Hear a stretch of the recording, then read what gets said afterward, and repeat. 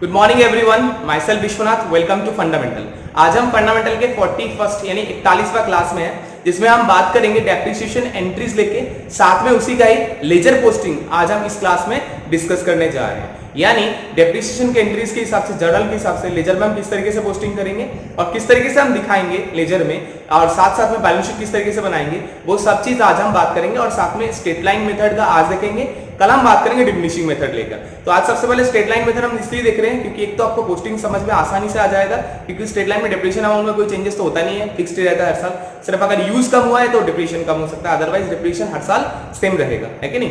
तो हमने एक क्वेश्चन भी आपके लिए ड्रॉ किया है, देख लीजिए आप क्वेश्चन में क्या लिखा हुआ है कि x limited purchase A machine on 1 अप्रैल 2010। 1 अप्रैल 2010 को एक मशीन परचेज हुआ एक्स लिमिटेड के द्वारा, कितने रुपए में? 1 लाख रुपए में, जिसका life and scrap value estimate किया गया है। लाइफ स्क्रैप मतलब स्टेट किया गया है 5 साल के लिए, और स्क्रैप वैल्यू एस्टिमेट किया गया है 0, है ना। तो चलो कोई बात नहीं। प्रिपेयर मशीन अकाउंट बनाने के लिए बोला है, डेप्रिसिएशन एसएलआर मेथड में बनाने के लिए बोला है, profit and loss and balance sheet, ये सारे चीज आपको बना के दिखाना है। तो हम एंट्रीज भी लेंगे और साथ में ये लेजर का पोस्टिंग भी हम करके देखेंगे, ताकि आपको अच्छी तरीके से समझ में आ जाए। एक बार एंट्रीज आपको अच्छी तरीके से समझ में आ गया, फिर डिमिनिशिंग करने में आपको कहीं कोई झंझट नहीं आएगा, ठीक है। तो चलो हम स्टार्ट करते हैं। हमें जो अकाउंट चाहिए वो एक एक करके हम बना लेते हैं। एक तो हमें मशीन अकाउंट चाहिए,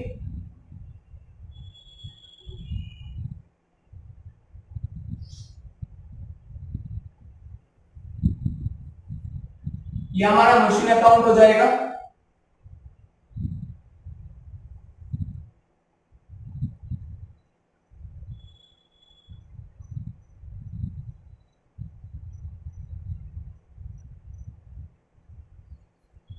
एक हमारा डेप्रिसिएशन अकाउंट चाहिए,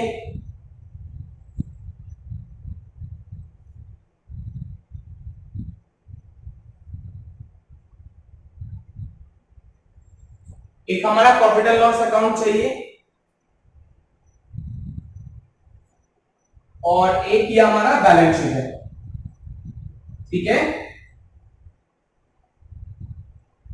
बैलेंस शीट, पर्टिकुलर्स, अमाउंट, ठीक है। सिर्फ एक ही साइड मैनेज करेंगे, एसेट बस। एसेट में भी वही फिक्स्ड एसेट में भी कौन सा? सिर्फ टेंजिबल एसेट हमारा मशीन है, बस वही मैनेज करेंगे। बाकी तो कुछ चाहिए नहीं, है ही नहीं हमारे पास, तो कहां से लेंगे? जो नहीं है उनके लिए खाली छोड़ देंगे, सीधी सी बात है। तो चलो सेम तरीके से ये हमारा मशीन अकाउंट यानी एसेट अकाउंट हो गया।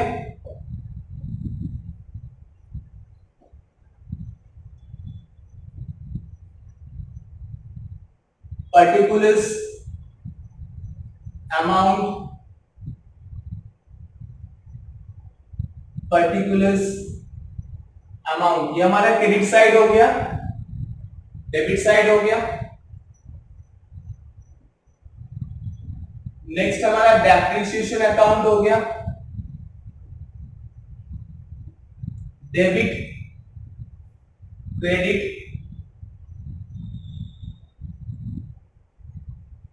पर्टिकुलर्स अमाउंट,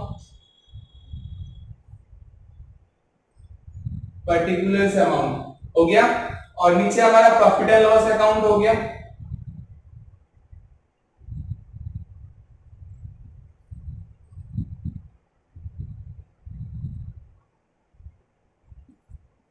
सेम पर्टिकुलर्स और अमाउंट ही लिख रहे हैं, इसमें हम हर एक साल का प्रॉफिट एंड लॉस बना लेंगे, इसमें डेप्रिसिएशन बना लेंगे।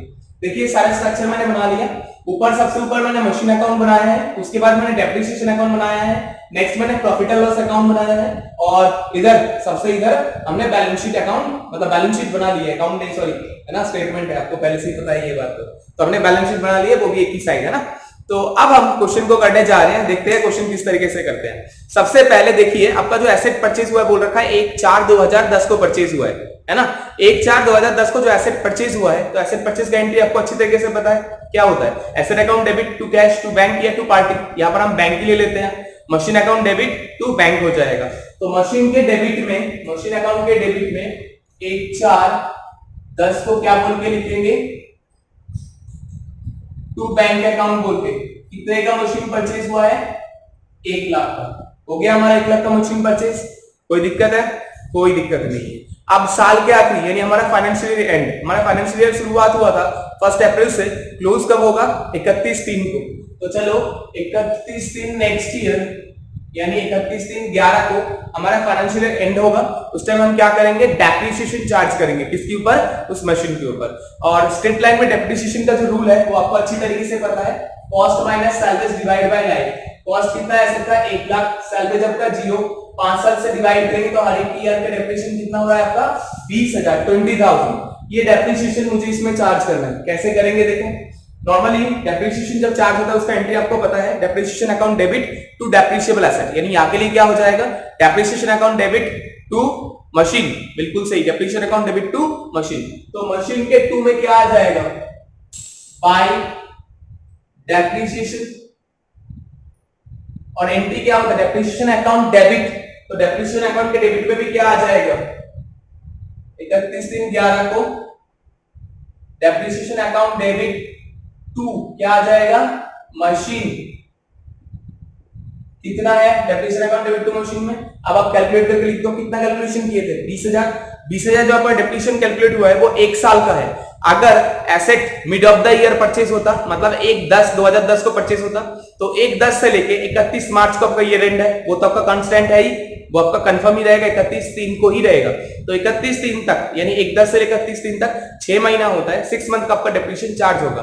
वही जगह पर अगर एसेट आप परचेज करते हैं 1 अप्रैल को, तो 1 अप्रैल से, सॉरी 1 अप्रैल बोल रहा हूं, 1 जनवरी को, 1 अप्रैल तो आप देख ही चुके ऑलरेडी। 1 अप्रैल से लेकर 31 मार्च 1 साल होता है, 1 साल का डेप्रिसिएशन पूरा 20,000 हो गया था। वही जगह पर अगर एसेट 1 जनवरी 2011 को परचेज होता, तो 1 जनवरी से लेकर 31/3/11 तक आपका 3 महीने का डेप्रिसिएशन चार्ज होता। 3 महीने का डेप्रिसिएशन आपको यहाँ पर कैलकुलेट करना पड़ता। तो इस तरीके से अकाउंटिंग में जितना दिन आपका यूज होता है उतने दिन का ही आपको डेप्रिसिएशन दिखाना पड़ता है, पूरे साल का दिखाने की जरूरत नहीं है। जितना दिन आप यूज करेंगे उतना दिन का डेप्रिसिएशन आपको यहाँ पर चार्ज करना होता है। तो चलिए, ये एसेट मैंने परचेज किया था 1/4 को, तो 1/4 से लेकर 31/3 तक मेरा पूरा 1 साल होता है, तो मैं पूरा 1 साल का डेप्रिसिएशन चार्ज कर रहा हूं।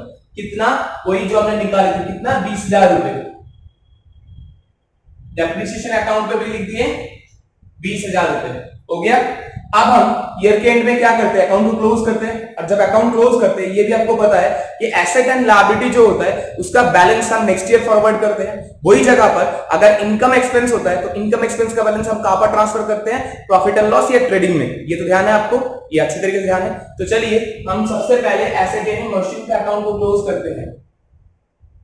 हमारा मशीन में कितना बैलेंस देख रहा है, 1 लाख था, बैलेंस भी 1 लाख दिखाई, टोटल में 1 लाख दिखा दिए, 20,000 माइनस हो गया, तो बैलेंस जो हमारे रह गया वो है 80,000।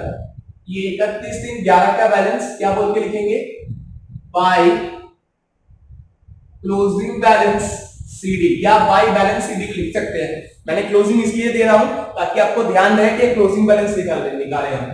इसी को हम ओपनिंग में ले जाएंगे कब, नेक्स्ट ईयर, नेक्स्ट डे, यानी 1/4/11 को क्या बोल के लिखेंगे, टू ओपनिंग बैलेंस या टू बैलेंस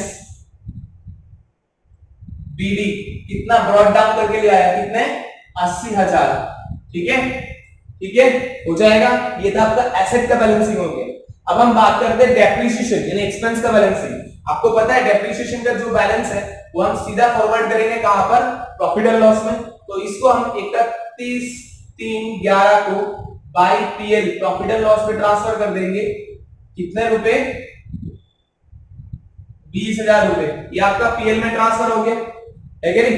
पीएल में जब ट्रांसफर होगा इस साल का पीएल, यानी पीएल फॉर 2010 एंड 11, तो 2010-11 की बात करूं, 2010-11 में क्या बोल के दिखेगा, टू डेप्रिसिएशन बोल के। क्यों, आपको पता है यहां पर आपने एंट्री किया है PL account debit to depreciation, तो पीएल अकाउंट के डेबिट में क्या आ जाएगा, टू डेप्रिसिएशन।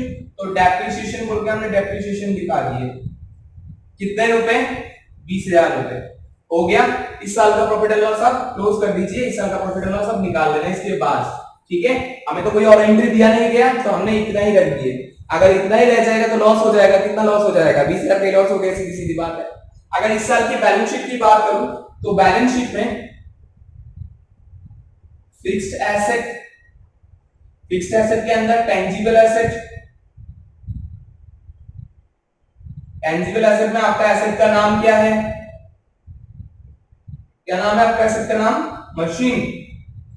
तो मशीन कितने रुपए का है, 1 लाख का परचेज हुआ था, इस साल डेप्रिसिएशन माइनस हो गया, कब तक? 31/3/11 तक। कितना माइनस हो गया? 20,000। तो एसेट का बैलेंस कितना रह गया? 80,000। सीधा मशीन बोल के 80,000 लिख सकते थे, बट मैंने जान के आपको थोड़ा एनालाइज करके यहाँ पर लिखा कि आपका एसेट का वैल्यू था 1,20,000, आपका डेप्रिसिएशन माइनस हो गया, रह गया आपका 80,000। तो इस तरीके से हमने फर्स्ट ईयर को क्लोज कर दिया, यानी फर्स्ट ईयर का पूरा एंट्रीज हमने कंप्लीट कर ली है। देखिए हमने क्या किया है, एक तो एसेट परचेज हुआ तो asset account debit to bank 1,00,000 रुपए आ गया। इसी साल इसके ऊपर डेप्रिसिएशन चार्ज करा साल के आखिरी में। साल के आखिरी में जो डेप्रिसिएशन चार्ज हो उसका एंट्री आपको पता है, depreciation account debit to machine. तो मशीन में बाय डेप्रिसिएशन बोल के आ गया और डेप्रिसिएशन में टू मशीन बोल के आ गया। कितना? जितना स्ट्रेट लाइन में कैलकुलेट करके डेप्रिसिएशन आया था, कितना आया था? 20,000। तो ये 20,000 हमने डेप्रिसिएशन के रूप में चार्ज कर दिए। क्लोजिंग बैलेंस हमारा कितना रह गया? 80,000 एसेट का। वही जगह पर डेप्रिसिएशन का जो बैलेंस है उसको हमने ट्रांसफर कर दिया कहां पर? पीएल में। तो इस साल का पीएल में टू डेप्रिसिएशन बोल के आ गया कितना? 20,000। बैलेंस शीट की बात करूं तो एसेट 1,00,000 का था, डेप्रिसिएशन माइनस हो गया 20,000, तो एसेट का वैल्यू कितना रह गया? 80,000। वही तो आपको वहां पर मशीन अकाउंट में भी दिख रहा था, वही यहां पर 80,000 यहां पर दिखाना चालू कर दी हमने एसेट के अंदर कि हमारे पास एंड ऑफ द पीरियड कितना एसेट बचा हुआ है, मशीन का वैल्यू इतना बचा हुआ है। ये आपको यहां पर दिख गया। ये हमारा फर्स्ट ईयर था। अब हम बात करते हैं second year, next year. Next year क्या होगा? नेक्स्ट ईयर की सेम कहानी, 1/4 को था 31/3/12 नेक्स्ट ईयर जो क्लोज होगा आपका। देखिए 1/4/11 से क्लोजिंग कब होगा? 31/3/12 को। तो 1/4/11 से 31/3/12 एक साल होता है ना? और एक साल का डेप्रिसिएशन कोई सेम ही रहेगा क्योंकि आपका कोई चेंजेस इसमें एसेट में हुआ नहीं है। तो हम डेप्रिसिएशन चार्ज करते हैं क्या बोल के? बाय डेप्रिसिएशन बोल के। कितना? फिर से वही 20,000। अब यहां पर डेप्रिसिएशन होगा तो डेप्रिसिएशन अकाउंट में 31/3/12 को क्या बोल के लिखा जाएगा? टू मशीन बोल के। कितना? वही 20,000 है कि नहीं? फिर साल के आखिर में सेम तरीके से अकाउंट क्लोज करना है। सबसे पहले हम मशीन अकाउंट को क्लोज कर देते हैं। 80,000 20 माइनस कर दिया रहेगा कितना? 60,000। 31/3/12 को बाय क्लोजिंग बैलेंस सीडी बोल के हमने लिखे 60,000 रुपए रह गया। इसी को ओपनिंग में ले जाते हैं 1/4/12 को टू बैलेंस या ओपनिंग बैलेंस बीडी बोल के, brought down, carried down, brought down. कितना? 60,000 एसेट का वैल्यू रह गया। और डेप्रिसिएशन का जितना भी बैलेंस रहा वो कहां चला जाएगा? वो पूरा पूरा पीएल में चला जाएगा। तो 31/3/12 को इसको पीएल में ट्रांसफर कर दो। कितना? 20,000। तो इस साल का डेप्रिसिएशन भी क्लोज हो गया। पीएल फॉर द ईयर 2011-12 की बात करूं तो इस साल में आ जाएगा टू डेप्रिसिएशन बोल के कितना? 20,000। फिर इस पीएल को क्लोज कर दिया जाएगा। हो गया? तो इस तरीके से अब मैं बैलेंस शीट की बात करूं तो बैलेंस शीट में मेरा एसेट का वैल्यू कितना था? 80,000। फिर लेस हो गया हमारा डेप्रिसिएशन एज ऑन 31/3/12 तक कितना? 20,000। तो क्या हो गया? रह गया कितना? 60,000 रह गया। ये कब का वैल्यू हो गया? ये 1/4/12 का वैल्यू हो गया। ठीक है? हो गया? आपको समझ में आ गया? अब मान लो इस एसेट को मैं सेल कर रहा हूं। ये 60,000 का जो एसेट है, यही एसेट मैं 1/4 को ही सेल कर देता हूं। कितने रुपए में? 50,000 रुपए में। तो बताओ क्या होगा? सीधी सी बात, 60,000 का एसेट आप 50,000 में बेचोगे तो आपका क्या हो गया? लॉस हो गया। कितने का लॉस हो गया? 10,000 रुपए लॉस हो गया। वही जगह पर यही 60,000 का एसेट मैं अगर 65,000 में बेचता हूं तो प्रॉफिट हो गया। कितना हो गया? 5,000। चलो मैं दोनों लेके बात करता हूं। सबसे पहले मैं अगर इसी को ही 50,000 में बेचता हूं तो क्या होगा वो आपको दिखाता हूं। तो जब सेल करेंगे एंट्री क्या होगा? कैश अकाउंट डेबिट या bank account debit to machine, है ना? और साथ में प्रॉफिट एंड लॉस भी आ जाएगा, आपको पता है। क्यों? यहाँ पर लॉस हो रहा है तो लॉस आपका डेबिट हो जाएगा, यानी bank account debit, profit and loss account debit to asset, एक तो आएगा। तो चलो यहाँ पर हम लिख देते हैं 1/4/12 को ही बाय बैंक अकाउंट 50,000 और उसी दिन में by PL profit and loss, जिसमें हम लिख दे लॉस कितना? 10,000। तो एसेट मेरा क्लोज हो गया, है कि नहीं? एसेट मेरा क्लोज हो गया। और 2012-13 के जो बैलेंस शीट होगा उसमें मेरा यहाँ पर लॉस बोल के दिखेगा, लॉस हुआ है ना अभी, तो यहाँ पर दिखेगा to loss on sale of machine. कितना लॉस हुआ है हमारा 10,000 का, तो हमने यहाँ पर लिख दिए 10,000। अगर प्रॉफिट होता तो by profit on sale of asset बोल के लिख देते और जितना प्रॉफिट होता वो लिखते। तो ये था आपका लॉस के केस में, आप एक बार इसको लिख लो। फिर मैं आपको प्रॉफिट के लिए बता रहा हूं कि प्रॉफिट के लिए हम एंट्री किस तरीके से करेंगे, यानी यही एसेट अगर 50 की जगह मतलब 60 से ज्यादा वैल्यू में बेचा जाता तो क्या होता, वो मैं अभी बात करने वाला हूं। ये आपको समझ में आ गया? तो चलिए अब मैं इसको दिखाता हूं। अगर ये एसेट 50 में ना बेच के अगर 65 में बेचते तो क्या होगा? देखो 65 में बेचा मतलब प्रॉफिट हुआ है, तो यहां पर बाई बैंक कितना आ गया 65। तो देखो इधर 60 इधर 65, तो 5,000 का इधर कमी है ना, इधर तो कमी है, वो क्या है, वो हमारा प्रॉफिट है। तो यहां पर हम लिख देंगे 2PL प्रॉफिट कितना 5,000। समझ गए? समझ गए? देखिए आप समझ रहे होंगे बैंक अकाउंट डेबिट है ना, टू मशीन 2PL होता है, तो बैंक के डेबिट में तो 2PL लिखना चाहिए था, बट यहां पर ऐसे बिल्कुल भी नहीं करना। आप या तो मशीन का अमाउंट जितना था उतने में ही दिखा दो, 60-60 कर दो, हो गया बात खत्म। फिर प्रॉफिट एंड लॉस में आपका प्रॉफिट दिखा दो, ये ठीक है। या तो आप एक काम करो, यहाँ पर बाई बैंक में पूरा एंटायर अमाउंट दिखाओ और मशीन में ही आपको पीएल दिखाना पड़ेगा प्रॉफिट बोल के 5,000, इस तरीके से। समझिए आप? तो चलिए अगर मैं इसी प्रॉफिट को प्रॉफिट एंड लॉस में दिखाऊं तो कहां पर दिखेगा? पहले मेरा लॉस था तो इधर दिखागा, अब मेरा प्रॉफिट हुआ है तो इधर दिखेगा by profit on sale of machine कितना 5,000, और बैलेंस शीट तुम्हारा खाली हो जाएगा। क्यों? एसेट जब रहा ही नहीं तो बैलेंस शीट का एसेट में क्या मतलब, अब उस बैलेंस शीट से एसेट आपका गायब हो जाएगा, वो एसेट अब नहीं रहेगा। क्यों? क्योंकि आपने उसको सेल करके पैसा रिकवर कर लिया। तो ये था आपका इक्वेशन जो आपने अभी देखे थे, शायद आपको अच्छी तरीके से समझ में आ गया। अगर फिर भी नहीं आया तो हम नेक्स्ट में दूसरा क्वेश्चन और एक देखने जा रहे हैं ताकि हमें ये और अच्छी तरीके से समझ में आ जाए। इस क्वेश्चन को मैं इरेज कर लेता हूं।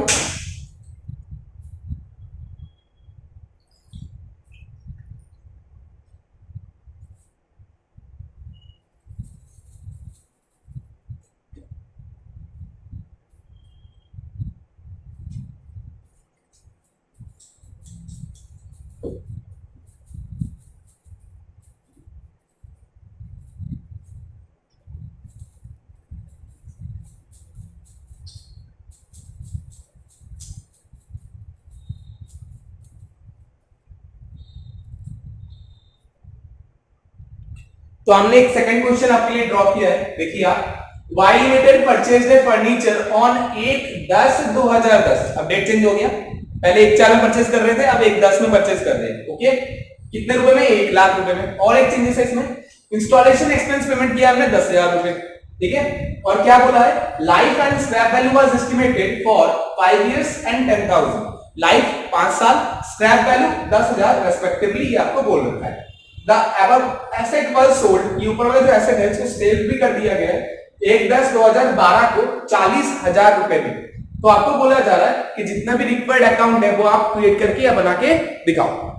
तो सबसे पहले आप बताओ इसका डेप्रिसिएशन कितना होगा। आपको एसएलएम डेप्रिसिएशन अच्छी तरीके से पता है, आपको कोई दिक्कत नहीं। आप इसमें एसएलएम में आपको क्या बताया था? Cost minus salvage divide by life. यहां पर एसेट का कॉस्ट कितना दिखाई दे रहा है? 1,00,000 प्लस इंस्टॉलेशन एक्सपेंस कितना 10,000, तो कुल मिलाकर एसेट का कॉस्ट कितना हो गया? 1,10,000। सैलवेज आपका 10,000 रुपए का, ये स्क्रैप वैल्यू, लाइफ आपका 5 साल, तो डेप्रिसिएशन कितना हो गया?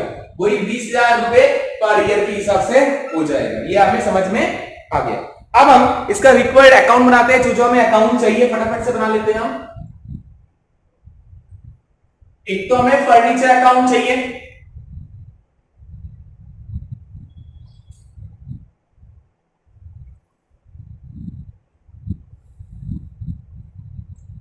दूसरा हमें डेप्रिसिएशन अकाउंट चाहिए,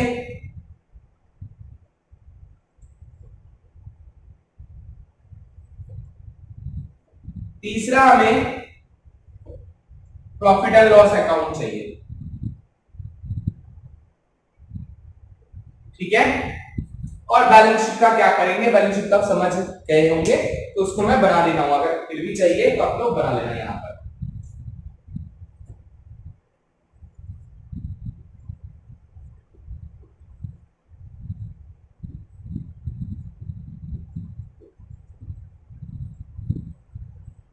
ठीक है, ये हमारा क्या है, profit and loss account.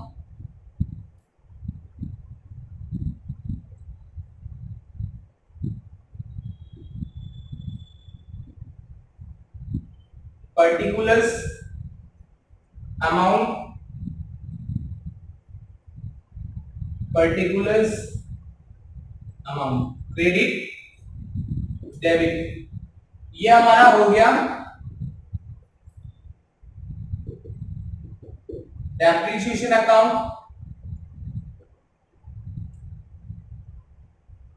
Debit credit, particulars amount,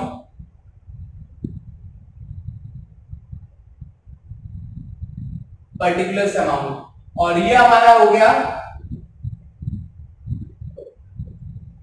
furniture account,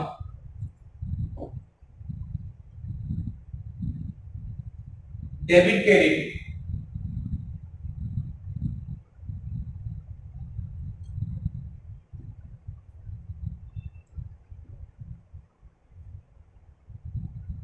हो गया, तो हमने सारा बना लिया। अब एंट्रीज करना स्टार्ट करते हैं। जब एसेट परचेज हुआ कब हुआ था, 1/10/10 को, तो asset account debit to bank, है ना, कितने रुपए, 1,10,000 रुपए, नहीं 1/10/10 को हमने लिख दिए asset account debit to bank account 1,00,000 रुपए, और हम मान लेते हैं उसी दिन कोई इंस्टॉलेशन भी करवाया है, तो इंस्टॉलेशन का एक्सपेंस, इंस्टॉलेशन एक्सपेंस ना बोल के कोई furniture account debit to bank account 10,000 रुपए हमने ले लिए। यानी एसेट का टोटल वैल्यू आप चाहे तो 1,10,000 बाय बैंक बोल के सीधा लिख सकते हैं, चाहे तो आप जितने अलग अलग दिन में हुआ है तो अलग अलग करके भी आप लिख सकते हैं। मैं ये दिखाने की कोशिश आपको किया है। तो ये आपका हो गया। होने के बाद अब हम डेप्रिसिएशन चार्ज करेंगे साल के आखिरी में। मेरा फाइनेंशियल ईयर एंड कब हो रहा है, फाइनेंशियल ईयर मेरा एंड हो रहा है 31/3/11 को। उस दिन हम क्या करेंगे, डेप्रिसिएशन चार्ज करेंगे। कितना डेप्रिसिएशन हो गया था हमारा, 20,000 हमने कैलकुलेट कर लिए थे, तो 20,000 डेप्रिसिएशन हो गया। सेम डेप्रिसिएशन में भी लिखेंगे 31/3/11 को बाय फर्नीचर बोल के, कितना, 20,000 हो गया। यहां तक आपको शायद कोई दिक्कत नहीं। अब हम एसेट को क्लोज करते हैं ईयर एंड में, 1,10,000, 1,10,000, 20 माइनस हो गया, रह गया कितना, 90,000, है ना। यही सोच रहे हैं हम लोग। आप लोग जो सोच रहे हैं वो बिल्कुल गलत सोच रहे हैं। क्यों पता है, आपने डेप्रिसिएशन जो कैलकुलेट की है वो पूरा साल का कैलकुलेट कर दिए, जबकि एसेट आपको परचेज कब हुआ था, देखो ना, एसेट हमारा परचेज हुआ था 1/10/10 को, यानी साल के मिड में। तो 1/10 से लेके 31 मार्च तक कितना डेप्रिसिएशन होता है, 6 महीने का।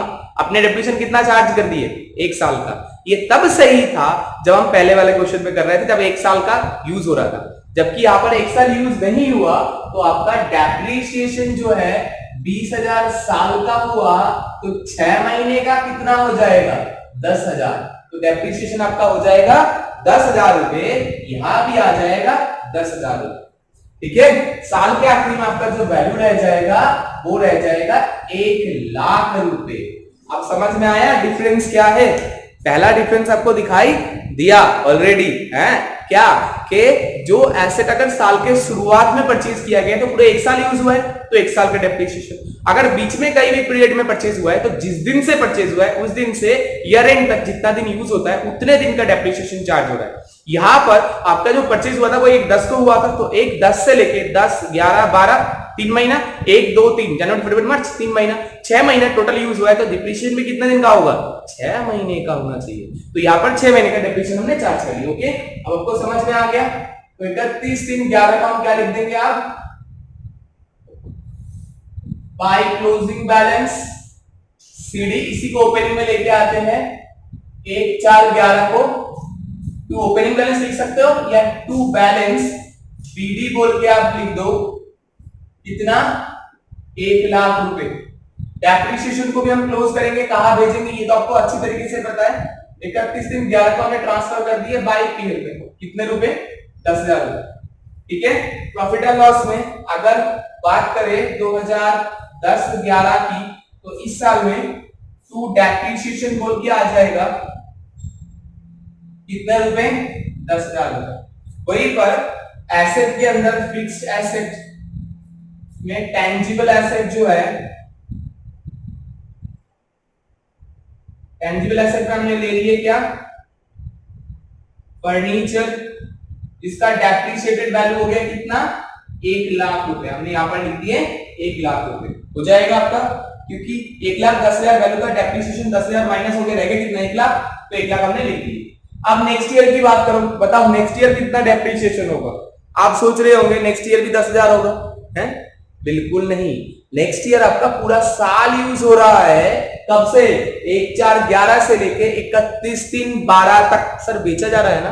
बेचा तो उससे भी नेक्स्ट ईयर जा रहा है। देखो ना कहां बेचा गया है, ये देखो 1/10/12 को बेचा गया है, मतलब तीसरी साल में। ये तो मेरा सेकंड ईयर चल रहा है, तो सेकंड ईयर में अभी जब मेरा पूरा साल यूज हुआ है, तो सेकंड ईयर का डेप्रिसिएशन पूरा साल का लगेगा। यानी 1/4/11 से लेके 31/3/12, ये एक साल का पूरा डेप्रिसिएशन अब यहां पर आप चार्ज कर सकते हो। चलो करो 31/3/12 को, क्योंकि एक साल यूज हुआ है तो डेप्रिसिएशन में हम एक साल का ही चार्ज करेंगे बाय डेप्रिसिएशन अकाउंट। कितने रुपए? अब आ जाएगा 20,000, क्योंकि पूरे साल का डेप्रिसिएशन हमारा 20,000 था। इसी डेप्रिसिएशन को हम प्रॉफिट एंड लॉस में भी ट्रांसफर करेंगे। कब? 31/3/12 को क्या बोल के? बाय फर्नीचर अकाउंट बोल के। कितना? 20,000। साल के आखिर में ईयर को एंड करते ही हम अकाउंट को क्लोज कर रहे हैं। 1 लाख था, जिसमें से मेरा 20,000 डेप्रिसिएशन हट गया, तो बैलेंस रह गया 80,000, 80,000। हमने इसको लिख दिए बाय क्लोजिंग बैलेंस सीडी लिख सकते हो, या तो आप सीधा बाय बैलेंस सीडी बोल के लिख सकते हो। ये बैलेंस हमारा कब का आया? 31/3/12 का। नेक्स्ट ईयर यानी नेक्स्ट डे कब से? 1/4/12 को हमारा इसी का ही ओपनिंग बैलेंस दिखेगा, जिसको हम ओपनिंग बैलेंस बोल के लिख सकते हैं, या तो ऐसे लिखेंगे टू बैलेंस क्या? बीडी। कितना हो गया? 80,000 रुपए। बैलेंस शीट में भी हमारा उतना ही बैलेंस दिखेगा। प्रॉफिट एंड लॉस का बैलेंस हम क्लोज कर लेते हैं। प्रॉफिट एंड लॉस का बैलेंस हम ट्रांसफर कर देंगे सीधा पीएल में, सॉरी डेप्रिसिएशन का बैलेंस हम सीधा पीएल में ट्रांसफर कर देते हैं बाय पीएल बोल के। 20,000 पूरा हमारा पीएल में ट्रांसफर हो गया। इस साल के पीएल की बात करूं, यानी 2011-12 की, तो यहां पर टू डेप्रिसिएशन बोल के आ जाएगा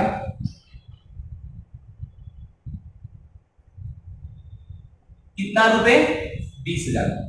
ठीक है। अब अगर बात करूं फर्नीचर की बैलेंस के 1 लाख था, लेस डेप्रिसिएशन 2011-12 का हो गया कितना? 20,000। तो अब बैलेंस कितना रह गया? 80,000। तो हमने लिख दिए 80,000 बैलेंस बचा हुआ है। कोई दिक्कत है किसी को? अब नेक्स्ट ईयर हमारे लिए बहुत इंपॉर्टेंट है, क्योंकि इस साल हमारा एसेट जो है वो हम सेल कर रहे हैं, वो भी साल के मिड में। पहले क्वेश्चन में हमने देखे थे शुरुआत में ही बेच दिया, तो अब हम देख रहे हैं मिड में, यानी 1/10/12 को बेच रहे हैं। नेक्स्ट ईयर के मिड में एसेट को बेचा जा रहा है, तो जितने दिन तक अपने यूज किए हैं उतने दिन का डेप्रिसिएशन तो आपको माइनस करना पड़ेगा ना, तो वो हमें पहले माइनस करना है, फिर उसके बाद उसका सेल एंट्री हमें दिखाना है। तो अब हम इसी एसेट को आपको सेल करके दिखाते हैं 1/10/12 को। कैसे करेंगे? चलो करके दिखाते हैं। 1/10/12 सबसे पहले मैंने बोला डेप्रिसिएशन चार्ज करना पड़ेगा। क्यों?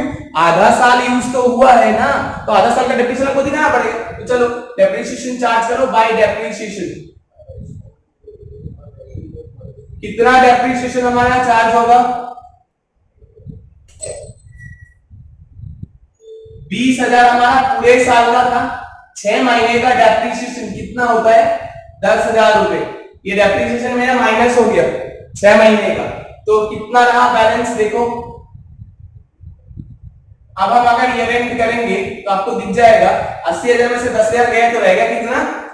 70,000। बस हमारा ईयर तो एंड हो नहीं रहा है तो हम ईयर एंडिंग अभी करेंगे नहीं, बट हम देखना चाहते हैं कि मेरा लॉस हुआ या प्रॉफिट हुआ। देखो भाई 40,000 में बेचा है, कितने का एसेट? 80 माइनस 10 यानी 70 का। तो 70 का एसेट को अगर आप 40 में बेचोगे तो प्रॉफिट हुआ या लॉस हुआ? लॉस हो गया। कितना लॉस हो गया? 70 का एसेट 40 में बेचा तो 30,000 रुपए लॉस हो गया। तो चलो हम इसको अब दिखाते हैं। पहले डेप्रिसिएशन को भी हम डेप्रिसिएशन अकाउंट पे दिखा देते हैं। कब तक का डेप्रिसिएशन है? 1, 10, 12 को हमने बाय फर्नीचर के ऊपर डेप्रिसिएशन दिखाया। कितने रुपए? 10,000 रुपए। बट हाँ, इसका ईयर एंडिंग होगा किंतु कोई 31/3/13 को ही, 31/3/13 को ही ये पीएल में जाएगा 10,000 रुपए। हो गया। और पीएल में भी दिखेगा कब? 2012-13 की पीएल में टू डेप्रिसिएशन बोल के दिखेगा। कितना रुपए? जितना डेप्रिसिएशन इस साल का है। कितना डेप्रिसिएशन था? 10,000, तो 10,000 रुपए दिखाना है। समझ गए आप?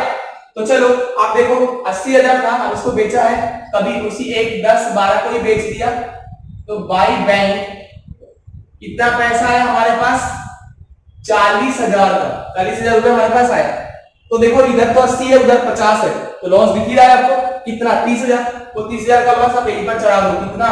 1, 10, 12 को बाय पीएल ब्रैकेट में लॉस कितना? 30,000। देखो हो गया अकाउंट बैलेंस बराबर। इधर भी 80, इधर भी 80। अगर इसी को ही 80,000 में बेचते तो 10,000 फिर आपका प्रॉफिट आ जाता है कि नहीं?